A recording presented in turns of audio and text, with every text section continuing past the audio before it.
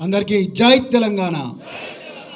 వేదిక మీదున్న పెద్దలందరికీ, వేదిక కిందున్న పెద్దలందరికీ ఈరోజు తెలంగాణ రాష్ట్ర ఆవిర్భావ వేడుకలను గొప్పగా జరుపుకోవడానికి ఇక్కడికి వచ్చిన బీఆర్ఎస్ పార్టీ కార్యకర్తలందరికీ, అదేవిధంగా మరి మీడియా మిత్రులందరికీ కూడా మరొకసారి ధన్యవాదాలు తెలుపుతూ, మరి సమయం చాలా తక్కువగా ఉంది కాబట్టి నేను రెండు విషయాలు మాత్రమే చెప్పి ముగిస్తాను.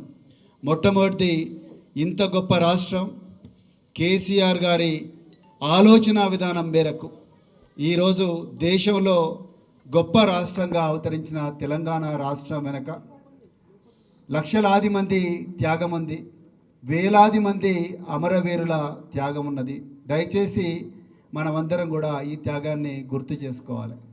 అమరవీరుల త్యాగాన్ని ప్రత్యక్షంగా చూసే అదృష్టం నాకు కలిగింది.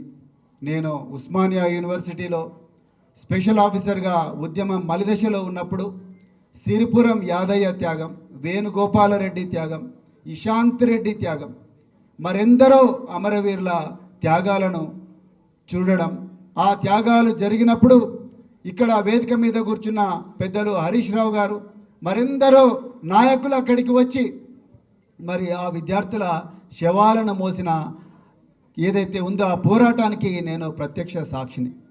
అయితే మిత్రులారా, తెలంగాణ వచ్చి 10 సంవత్సరాలైంది, 11వ సంవత్సరంలో ఉన్నాం మనం ఇప్పుడు. మరి కేసీఆర్ గారు తన ఆలోచన విధానంతో, అద్భుతమైన పరిపాలన సామర్థ్యంతో ప్రపంచ పటంలోనే తెలంగాణను పెట్టారు. మరి ఈరోజు ఆ అమరవీరులు ఎవరైతే ఉన్నారో ఆ అమరవీరులకు దయచేసి గుర్తు తెచ్చుకోండి. ఆ అమరవీరులకు ఈరోజు దేశంలోనే అత్యద్భుత కళాఖండంగా ఈరోజు కేసీఆర్ గారు తయారు చేసిన సెక్రటరియట్ ముందు నిలబడే అవకాశాన్ని వాళ్ళు కోల్పోయినారు. కేసీఆర్ గారు దేశంలోనే గొప్పగా పెట్టిన మెడికల్ కళాశాలలో చదువుకునే అవకాశాన్ని అమరవీరులు కోల్పోయినారు. వాళ్ళ పిల్లలను ఈ గురుకులాల్లో చదివించుకునే అవకాశాన్ని వాళ్ళు కోల్పోయినారు.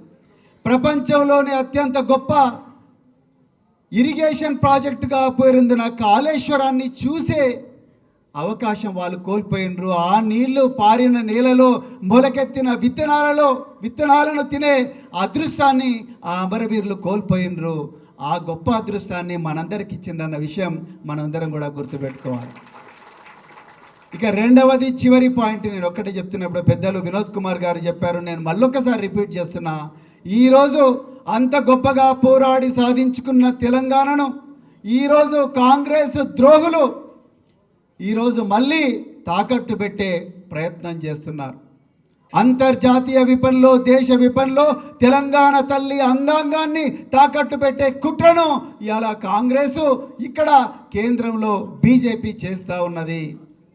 దయచేసి గుర్తుపెట్టుకోండి. అది హిమాచల్ ప్రదేశ్లో పవర్ ప్రాజెక్టులో ఇన్వెస్ట్మెంట్ కానీ, లేకపోతే కింద ఆంధ్రప్రదేశ్ బనకచెర్ల మరి గోదావరి నలాలను తీసుకుపోయే బనకచెర్ల కుట్ర కానీ, ఇవన్నీ కుట్రలు. మరి నేటికి నేడు మరి గురుకులాల్లో కేసీఆర్ గారు ఎంతో గొప్పగా ఏర్పాటు చేసిన గురుకులాల్లో విద్యార్థులను మళ్ళీ టాయిలెట్లకే పరిమితం చేసే కుట్ర ఈరోజు తెలంగాణలో జరుగుతూ ఉన్నది. దీనందరం ఈరోజు సందర్భంగా మనమందరం కూడా ప్రతినపూని ఈ కుట్రలను అడ్డుకోవాలంటే మనమందరం కూడా గ్రామాన ఈ మిగిలిన 3 సంవత్సరాలు ప్రతి ఒక్క కార్యకర్త కూడా గ్రామాన పోయి ఈ కుట్రను బయట పెట్టినాడే మనం నిజంగా కేసీఆర్ గారి ఆలోచన విధానం ప్రకారం నడిచిన వాళ్ళం అవుతాం. అదేవిధంగా అమరుల త్యాగాలను గౌరవించిన వాళ్ళం అవుతామని చెప్తూ మరి అవకాశం నాకు ఇచ్చిన మరి సభాధ్యక్షుల వారికి మరొక్కసారి ఉదయపూర్వక ధన్యవాదాలు చెప్తూ జై తెలంగాణ, జై కేసీఆర్. థ్యాంక్ యూ ప్రవీణ్ గారికి.